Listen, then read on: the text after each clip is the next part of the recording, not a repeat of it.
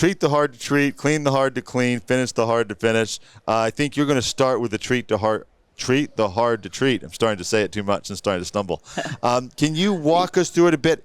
And also, if you want to reference, I noticed on your website you have these different videos. You actually have playlists on your YouTube for different product lines within the treat the hard to treat. So if you could just walk us through that, Robin, that would be great. No problem. So what we say when we say we treat the hard to treat is metal finishing manufacturers typically have extremely difficult wastewater streams that need to be treated. They're heavy metals. There's a lot of FOG. They're high BOD, COD. There might be phosphorus.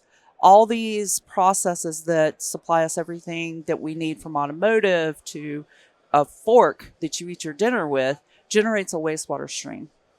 So those wastewater streams typically are heavily chelated, meaning that there's a chemical reaction that happened in the manufacturing processes that holds on to those metals and refuse to let the metals come out of water in wastewater treatment. So they're very difficult to treat. That's what we specialize in, is helping customers understand what production processes are impacting their wastewater treatment processes and how we can either chemically or biologically remove the contaminants they need to meet their discharge limits, or we can look upstream into the actual production process and maybe take a heavily chelated cleaner out and replace it with a non-chelated cleaner so that the wastewater is then easier to treat. Or we can look at maybe they're doing a zinc phosphate coating in prep for paint, but they can go from that zinc phosphate, which contributes high zinc and high phosphorus into the wastewater.